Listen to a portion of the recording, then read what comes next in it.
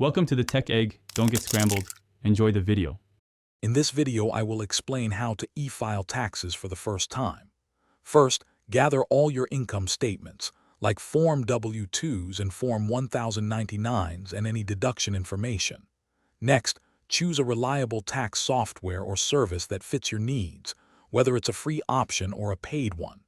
Finally, carefully review your return for accuracy before submitting it electronically to the IRS. This ensures a smooth and efficient filing process. Before you begin e-filing, it's crucial to have all your financial documents in order.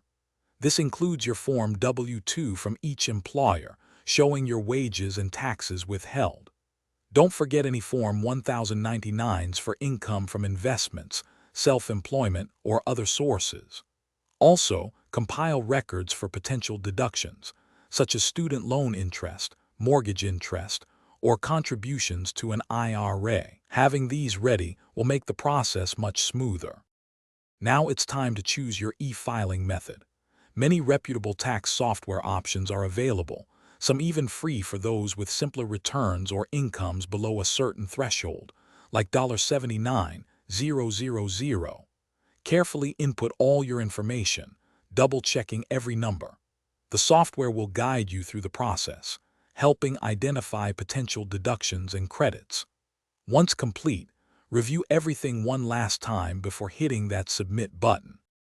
After successfully e-filing, remember to save a digital or physical copy of your complete return for your records. You'll receive a confirmation email once the IRS accepts your submission. If you're expecting a refund, you can track its status online using the IRS Where's My Refund tool, usually within 24 hours of acceptance.